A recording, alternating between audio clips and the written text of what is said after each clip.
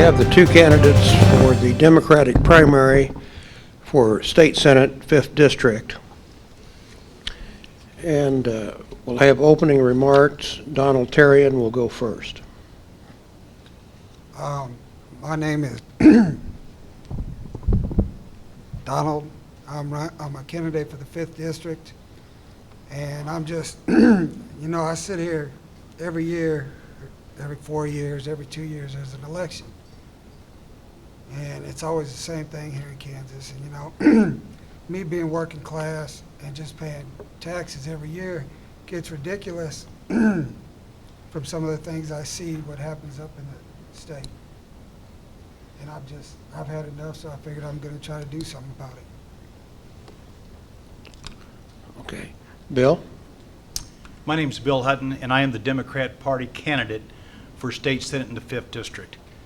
For those of you who don't know, the district encompasses most of western Wyandotte County, north of I-70, all of Bonner Springs, Edwardsville, and it includes the cities of Lansing and Leavenworth in Leavenworth County. The district is 40% in Wyandotte County and 60% in Leavenworth County. So it requires someone who can kind of bridge both of those areas. I happen to live right in the middle between those two districts. My background is as a small businessman. I've been an attorney in Kansas City, Kansas for the last 36 years. I've served as a municipal court judge in Bonner Springs for the last 14 years. And that's a part-time position. I also formerly was a judge in KCK Municipal Court from 1996 to 1999. My wife Lisa is a school teacher at Bonner Springs High School, where she's been the last 16 years. We're both deeply involved in charitable and civic activities in our communities. I'm running for the State Senate because of the failed policies of Governor Brownback and the votes and the actions of his ardent supporter, the current one-term incumbent in Senate District 5. I favor local control over issues ranging from property taxes to gun control. I oppose unfunded mandates from the state of Kansas, and that's what we have in Kansas City, Kansas. I support equitable funding for our public schools. I do not support a constitutional amendment to limit the powers of the Kansas Supreme Court. I believe the court is the appropriate person to determine what is reasonable and equitable for our schools, and I'm very supportive of that court. Thank you. Okay. Thank you. The first question is for Mr. Terrian. Do you have a position on star bonds and how they should be used for further development projects? No, I don't, not really. Okay. I honestly don't really know much about those. So. Okay. I believe there was some disagreement in the legislature about in this last session. Mr. Hutton, do you have a position? I do. Star bonds were used in order to go ahead and create the legends. Without star bonds, we'd never have the shopping opportunities. We wouldn't have Nebraska Furniture Mart. We wouldn't have Cabela's. We wouldn't have all the amenities that we finally have in Wyandotte County.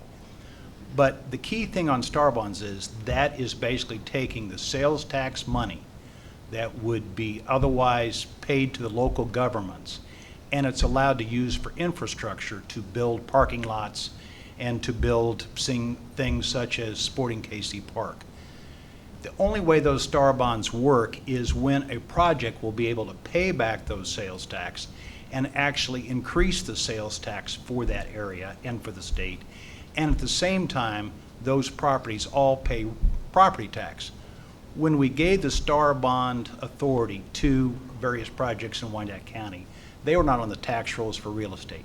And so they then paid real estate taxes significantly more than what had been paid before. We now have our star bonds being paid off in Wyandotte County, and so what we're seeing is a major increase in the funds from sales tax that will go directly to Wyandotte County and to the community college and to the school district to reduce property taxes. Thank you. On the same tax theme, Mr. Terrian, what is your position on the property tax lid that's currently in place on the local governments? Would you like to see it stay in place? I think the property tax personally is outrageous as it is right now, and I think they should find a way to lower it.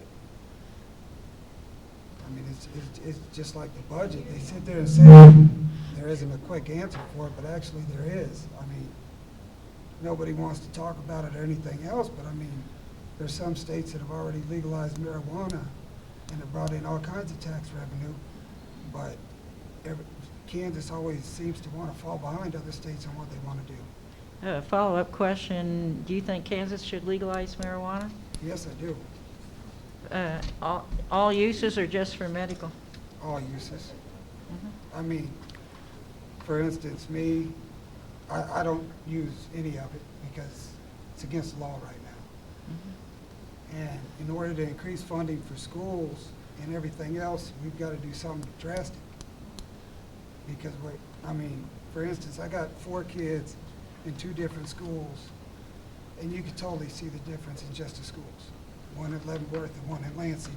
And my brother had his stepkids out here in Wyandotte County, and they're so far behind with the technology. I mean, and something needs to be done so everybody's brought up to the same level. And all they keep doing is bickering up there in Topeka. Mhm.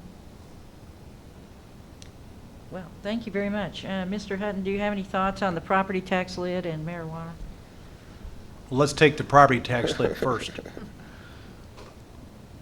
The state legislature always espouses and preaches that they do not think that that the federal government should tell them what to do.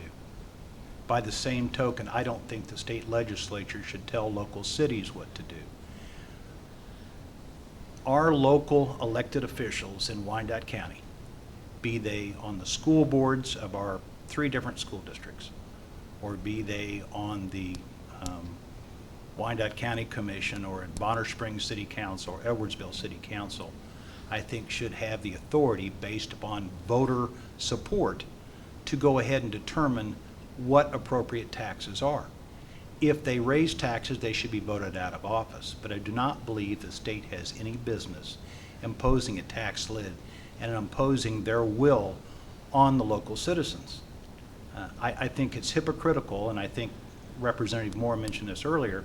They raised the sales tax, didn't ask the population of the state about that. We now have the highest overall sales tax rate in the country. We just passed Mississippi. So, you know, we certainly do not need to go ahead and let the state go ahead and tell us how we should tax ourselves. Now, your second question about marijuana. I am not in favor of legalizing marijuana. I think if you have medical exceptions and are certainly under medical supervision, I certainly think that's possible. But I don't think that that is a quick fix for our budget. And I certainly don't think that's how we're going to go ahead and support our schools with marijuana tax. Okay, at this time, I would like Deborah DeCoster to ask you a question about the DREAM Act.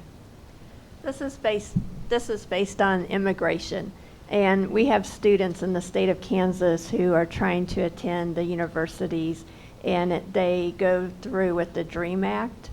Do you support, Mr. Hutton, do you support the DREAM Act for those students?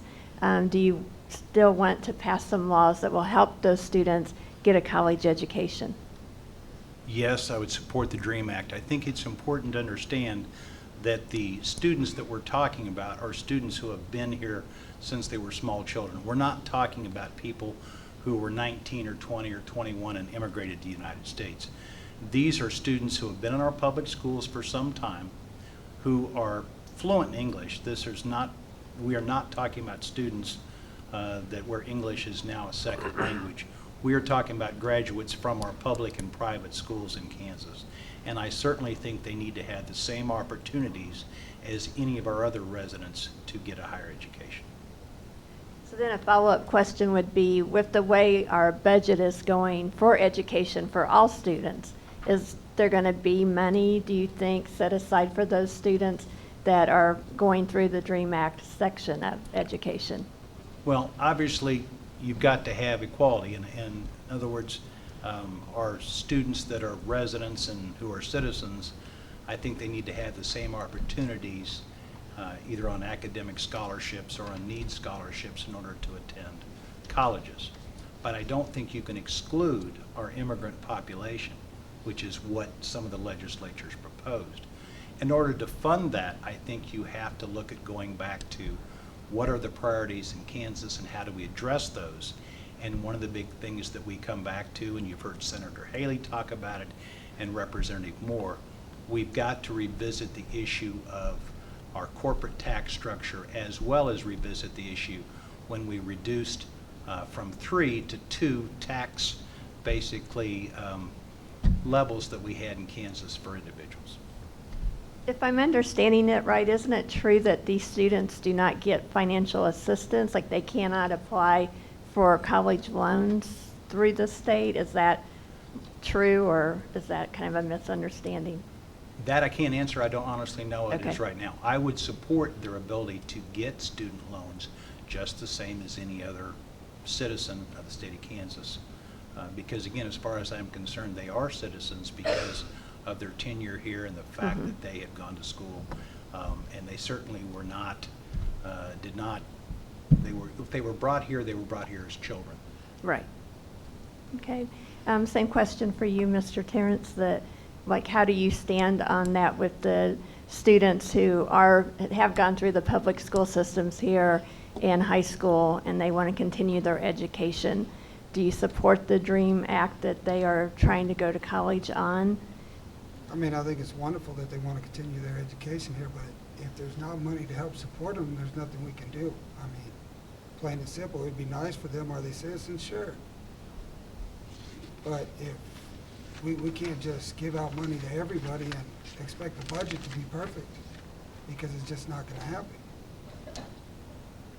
Do you see, since they've been, like, they're here in the community, they've been raised here, they were born here, a lot of times they're considered productive in our community. Shouldn't they get a helping hand just like anybody else that's Well, yeah. wanting to go? I mean, can you explain that a little bit more on why is education important, do you think, to not only those students, but all of the students in our school system? I mean, I don't necessarily, I guess I don't think there should be, I guess you call it a dream, whatever it is. I mean, they should be, since they've lived here so long, they should qualify for the same grants and qualifications everybody else does. They shouldn't be segregated like they are. Okay, thank you. And I have another question. I believe that Senator Fitzgerald had a bill on the Woodlands that would change the rate of proceeds from slots gaming that goes to racinos. And do you have a position on that, Mr. Hutton? Mary, I was at I think about 12 hours of hearings that were held before the City Planning Commission of Kansas City, Kansas, and the City Commission of Kansas City, Kansas, where you were, where the issue of the Woodlands was brought up. I'll start by, first of all, by saying I am supportive of the Woodlands reopening as long as it's a fair and level playing field with other casinos that we already have as corporate citizens in Kansas City, Kansas. As I understand it, Senator Fitzgerald proposed legislation that would change the percentage of monies that would go to the local government, that would go to the horse owners, and that also would go to the operator of the track and the racino. None of those were ever approved by the state legislature. I think that any change in what we passed in 2008 is going to require close scrutiny, and I am not sure that Senator Fitzgerald was looking out for the interest of the citizens of Wyandotte County, and he certainly was not looking out for the interest of the 3 cities in Wyandotte County, nor was he looking out for the interest of all the school districts in Wyandotte County. Thank you. Mr. Terry, do you have a position on that? I think it's just kind of, I mean, I got nothing with the casino opening up or another racetrack or slot machines. But to dictate, I mean, yeah, to a certain extent, it can't be, a hole in the wall. But there's got to be some standards to it. And when it comes to, I don't know how the tax code is, because, like I said, I don't have all day to sit here and do this. I raise my family and stuff like this, so. To do the research, I mean, if they're making profit, yeah, they should pay their fair share of tax. But I mean, it's a startup, it's gonna be a startup business, whether it takes off or not. I mean, the Woodlands obviously didn't make it, which is sad. I've been there a few times, but, I mean, it's like they wanna punish someone that's trying to open up and help the community before they actually see if it's gonna work. Thank you. And Mr. Tarian, would you like to tell us what is your number one top issue?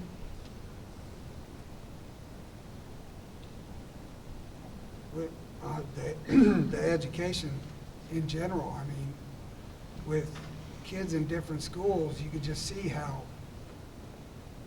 one school system, I don't know whether it's the teachers' pay or what it is, but like down Wyandotte County, Leavenworth, them two are like way behind Lansing in general. Some of the school districts, like they've cut out kindergarten altogether. I know out in Baser and stuff like that, which it's truly sad to see. And I keep hearing everybody wants to I heard someone say, I don't remember, take a scalpel to the budget. When, I mean, I don't want to harp on it, but if you do something like legalize marijuana, it's going to bring in so much tax revenue. Some of these programs could open back up right away, and some of these falling behind schools can actually possibly get more funding to bring them up to par. Thank you. Mr. Hutton, do you have one top issue?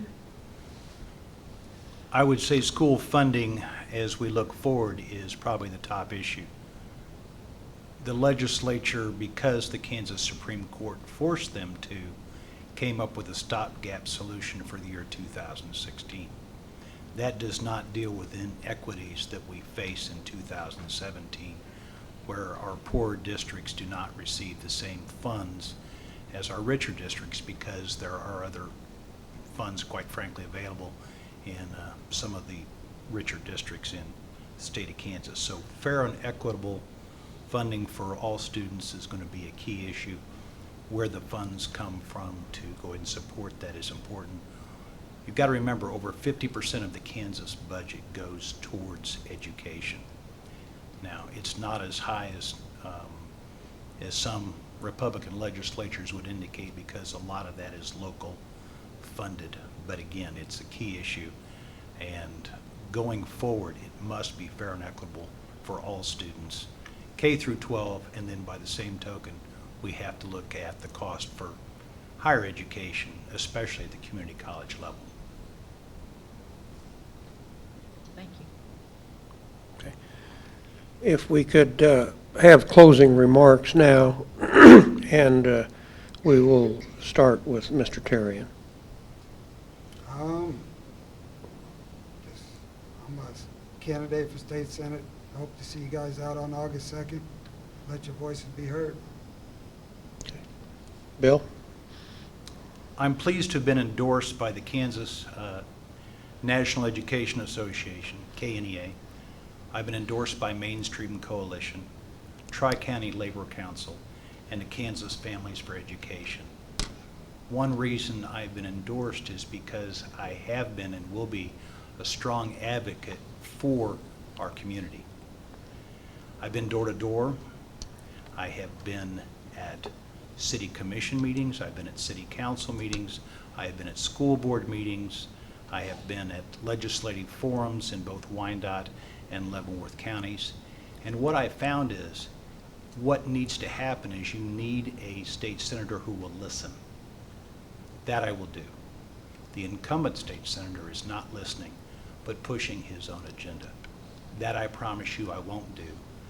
My job is to listen to my constituents and to go ahead and do everything I can to make sure that their needs and their wants are addressed. And that's what I will commit to you. Accordingly, I very much would appreciate your vote on August 2nd and again on November 8th. So I ask you to vote in the Democrat primary, and then again, do not forget to vote in the general election November 8th. Thank you. Let's give the candidates a hand.